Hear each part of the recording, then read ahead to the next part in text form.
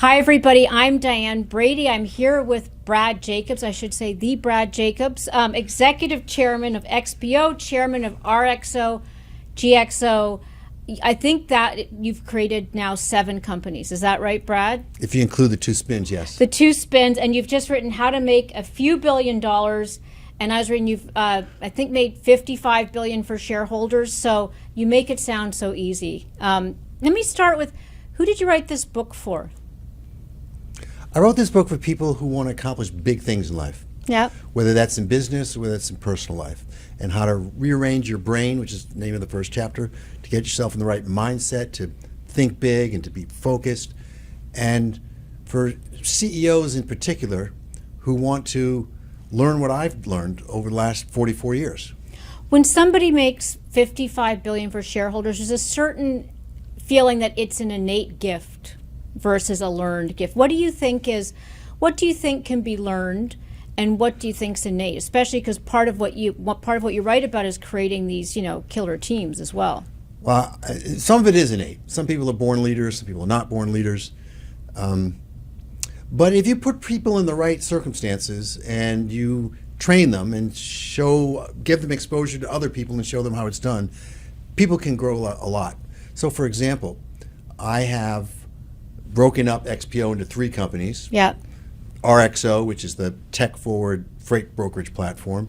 GXO, which is the largest pure-play warehouse company in the world, supply chain company. And XPO, which is an LTL company, less than truckload carrier. And each one of those has a CEO who was on my team over the years. And I think if you asked any of them 7, 8 years ago, do you think you're going to be CEO of a public company? So, nah, I'm not going to be CEO of a public company. But they all are. And the reason they are is they were part of a group that shared information with each other, shared best practices, taught each other, saw how it was done, and grew and matured. So I think a lot of it is being in an environment and learning. Some of it is learning. I feel like I'm going to skate all over the place here, but I immediately think of the section where you talk about A, B, and C players, which is different than how people might think about it. How do you think about it? How do you identify those A, B, and C? Well, as I write in the book, I do look at people on the team as A, B, or C players. And the way I look at it is... Do they know who they are? Yes, because if they're C players, they're not there forever. Okay. If they're B players, trying to turn them into A players.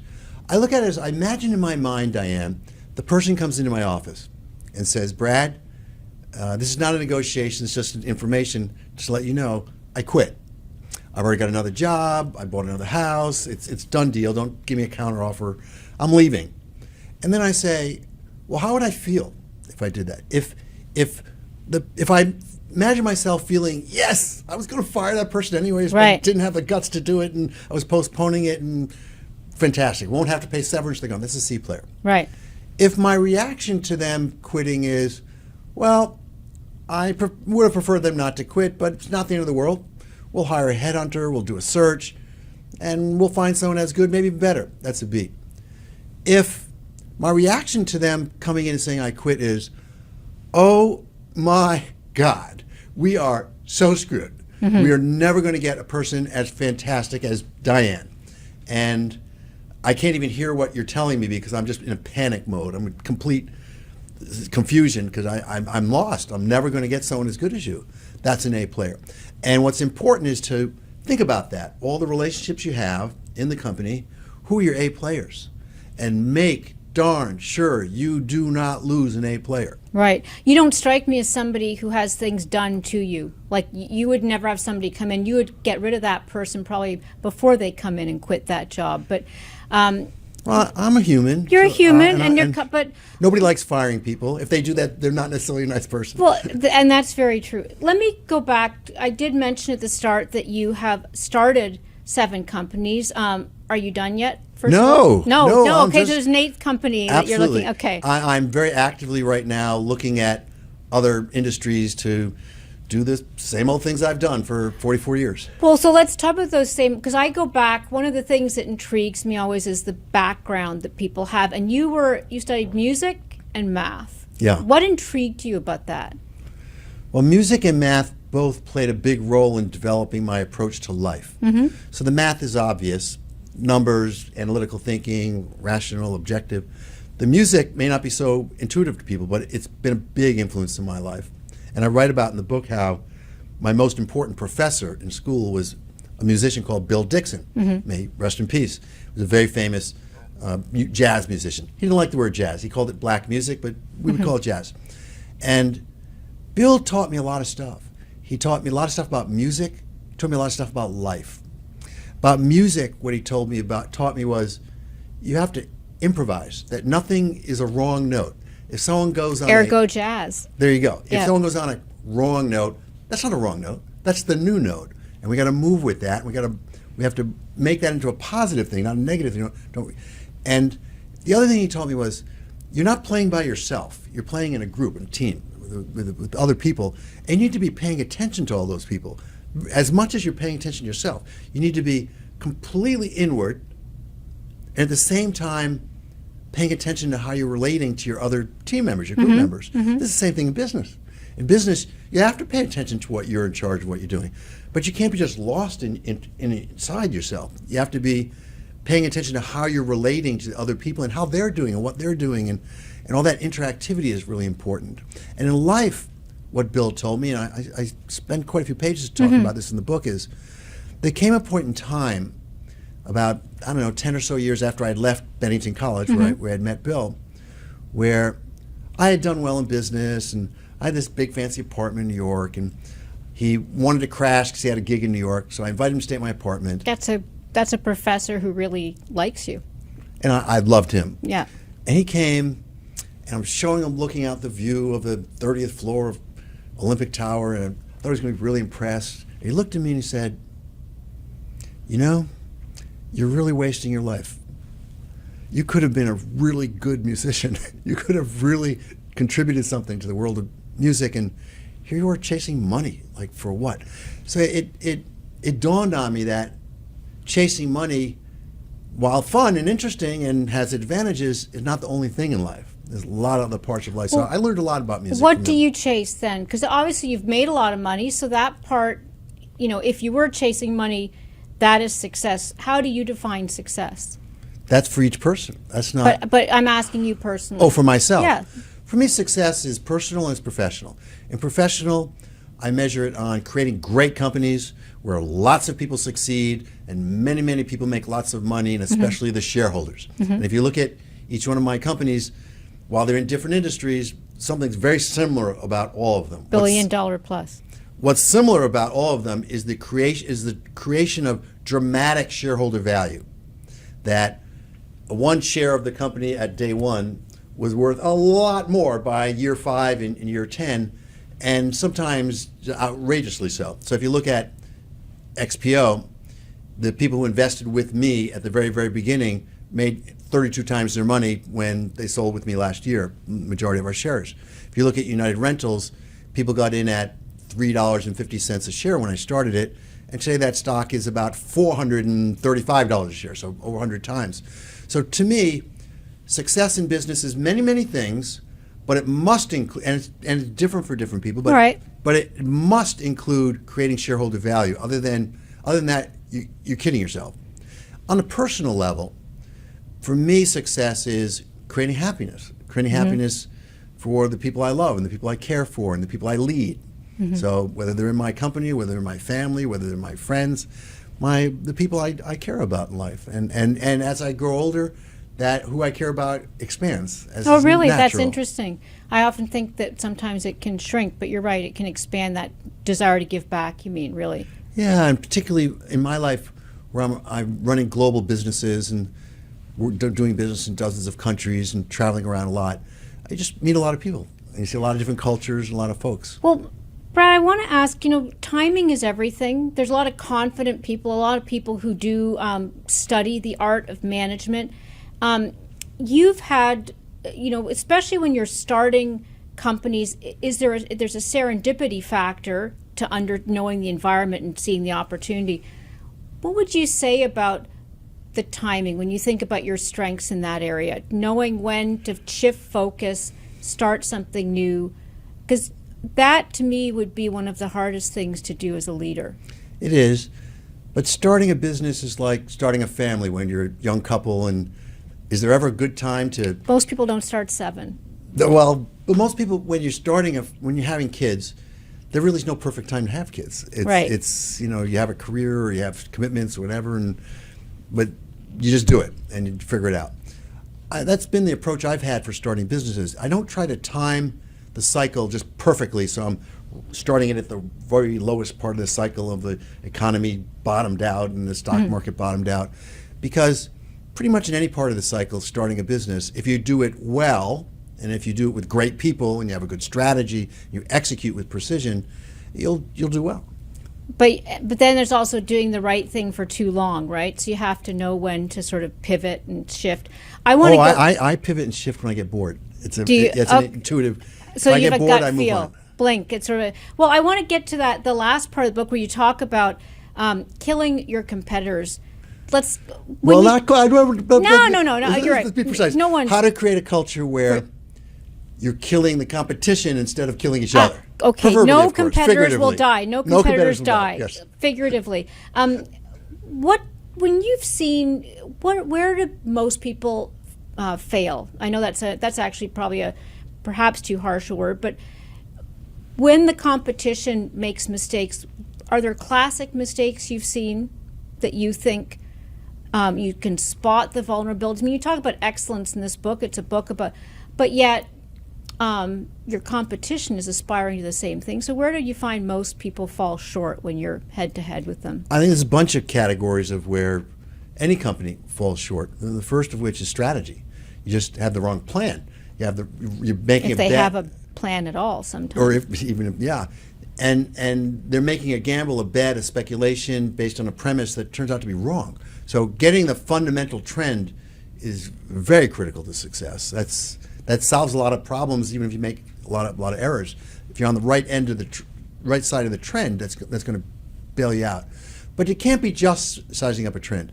You also have to create a company that's got fantastic people, as many A players as possible. Yeah. And I define fantastic in the book as people who are super smart, hungry, and can work together as a team, and honest. And if they have those 4 traits, then I want that person. I want that person on the team. And I don't want anybody who's got just 1 or 2 or 3 of those traits. I want people to have all 4 of those traits. So if you can get together a team of people who have all those characteristics, and then if you can create a culture where people feel safe to present different views, opposing views, and also get in the habit of not having rigid thinking. Yeah. Being able to be open-minded to change your views, change your opinions. If facts change or if your thinking evolves, you can accomplish great stuff. Let's talk about some of the habits you have. We can talk about the strength, but one of the habits, you have a whole section on meetings. Tell us a little bit about your philosophy of meetings. Well, thank you for pointing that out. There is one whole chapter on how to run an electric meeting. Right. And in most companies, meetings are a waste of time, in my opinion, because it's somebody getting up there with a PowerPoint presentation, giving a speech, people on their phones, people talking to each other, people not hearing most. It's a waste of time. You might as well just send that out as a pre-read, which is what we do. If the PowerPoints are fine, they should be read by people privately, not by someone up on stage reading it to everybody else. Then what we do is we have inclusive meetings in terms of setting the agenda. I don't set the agenda. I contribute to the agenda, but I empower everyone who's coming to that meeting to submit 2 things: what their biggest takeaways were from reading all the pre-reads, and anything else they want to contribute to the purpose of that meeting, the topic of that meeting. And secondly, what's a question or 2 that they think is important enough for everyone to discuss and use our precious time together. And then we redistribute those, we vote on those on the app, scale of 1 to 10, and that's the agenda of the meeting. We go over from starting with the ones that were ranked as high and keep going until the time is up. This is a powerful way to do a meeting because it's not someone else setting the agenda. It's everyone in that meeting deciding what's important to do. Yeah. But it can't stop there. It also has to be the rules of the meeting. And I don't have a lot of rules, but I got some rules. One rule is one person speaks at a time, and only one person speaks at a time. It's like passing the conch. Yes. Minus the Lord of the Flies, right? Yes. And everyone has to give the attention of all their 100 billion brain cells to that one person. And people have to watch and listen very, very carefully, and not just listen and watch carefully, but non-judgmentally. People have to keep an attitude of respectfulness, and you can't fake that. It has to be genuine. It has to be cultivate an attitude of, I really want to hear your opinion, and I want to hear her opinion, I want to hear his opinion. And maybe after I hear their opinions, you know what, I may change my opinion. That is a wonderful meeting. That's one of respectfulness. That's one where you really are solving problems. You're solving problems and leaving that meeting with work streams that make big changes in the company and big improvements in the company and help you to create a few $1 billion. Well, you talk about being 44 years. How do you manage differently now? Because this is cumulative knowledge than you did when you were starting out. You gave us the image of your professor saying, you're could have been a great jazz musician. But when you think about, has much changed, or is there anything when you think about particular techniques that you have learned that you wish you'd known 40 years ago? Thousands of things. So yes, I learned every day, every year, and I recognize the things where I'm failing and where I can improve, and that's a good thing. Be aware of where the defects are. I guess I've changed a few fundamental things in particular, like compensation.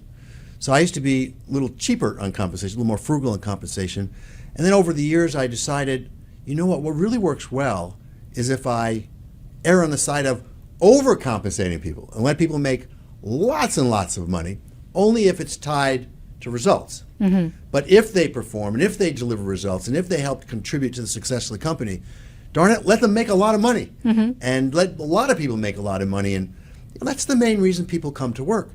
If people are honest and you say, well, why do you have a job? Why? It's because of this, because this. But the main reason is you want to make money for yourself and the people you love.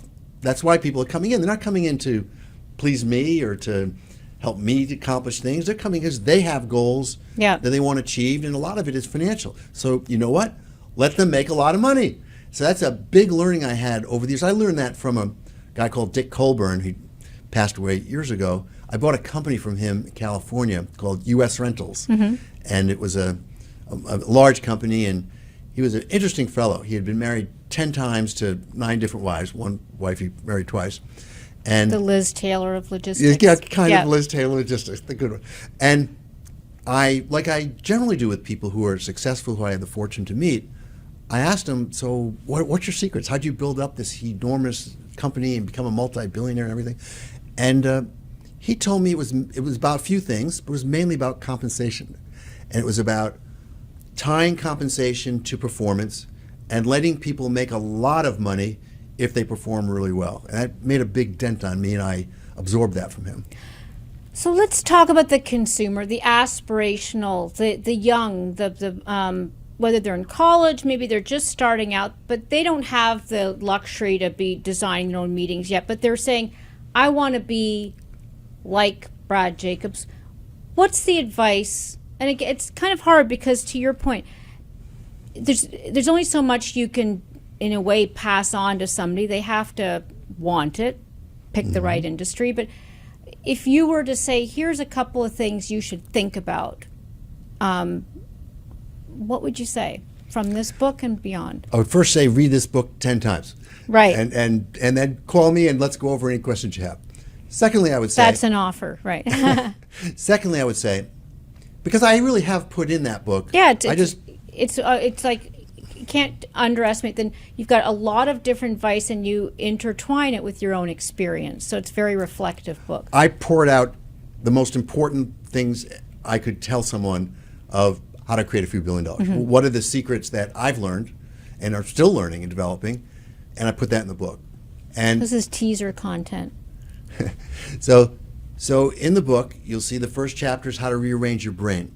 If I just had to pick one of the many things that I talk about in the book, chapter 1 would be that one, because how you get your mind in a good place and keep it in a good place. And when it gets out of a good place, bring it back to base as quickly as possible is key. You're not going to be very successful in business if your mind is all over the place, and if your emotions are all over the place. You need to find out how to get in the zone, whatever that is for you. You need to figure out how do you get into that calm place that's your center. Yeah. And you need to be aware of yourself when you're getting out of that center, and then how to bring it back into the center. For me, that's the single most important secret I can share with somebody of how do you become real successful in business is, first, get in touch with your mind, get in touch with your heart, get in touch with your spirit. And if you can get into that zone at will, and I give a few techniques and thought experiments that have worked for me, maybe others will work for other people, that's the most important thing. It's a psychological thing, if more than anything else. So you're a man of music. If you were to have a walk-up song, I'm just curious, what would it be that would go on stage? Probably some techno music without Really? lyrics, yeah. Okay, so not jazz. That's interesting. My music taste is all over the place, from classical to jazz to everything else. When you think about education, very tempting to drop out, especially if you're somebody who is ambitious, you see an opportunity. What do you think about the role of education now? And that's an area that a lot of people are being encouraged. A lot of places don't even ask for a college degree anymore. Are we been too focused on that? Well, I've certainly been a product of my education. Yeah. When I was young, I was fortunate and privileged to go to a bunch of great schools and meet a lot of great teachers. But I really took it seriously, and I really gave a lot of attention and put everything I could into my studies.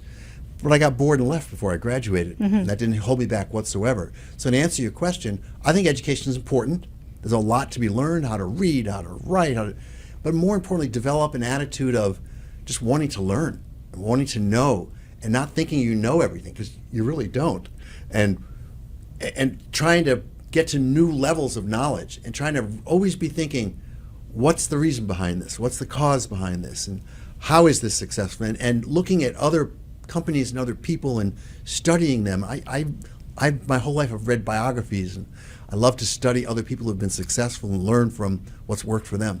So since you are eyeing now your 8th company, I'd love to get, you're not going to tell us, I'm sure, but what's your view of the landscape? I think, what's on your radar that you would put on ours as final thoughts? Obviously, buy the book, but this is a very volatile landscape, and some people see great opportunity, some see great peril. I'm sure it's both. Well, there is risk in the world right now. There's probably more risk than there's been in the past, because you have a lot of kind of desperate leaders that have nuclear weapons and other type of weapons. So it's a dangerous world out there.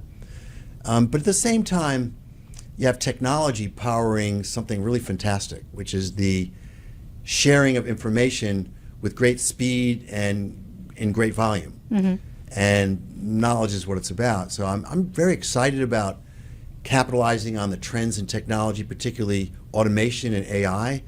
I was just reading this morning about these new developments in fMRIs that the computer now with AI can basically read your mind. And if I'm looking at a painting, it can reproduce that painting. If I'm listening to a song, it can reproduce that song. It knows what song I'm listening to. If I'm feeling emotion, it can do that. And I'm thinking of all the fantastic ramifications for that in terms of business. So the technology revolution that's going on right now is unprecedented in history. Yeah. And in the book, I have a 2 million year history of the development inventions of technology, and they're speeding up so fast. This presents a lot of opportunities to make a lot of money. How to make your next few $1 billion. So the book is How to Make a Few $1 billion. We are with a man who's made more than $55 billion for your shareholders alone. Brad, thanks very much for joining us. It's been a pleasure. Thank you.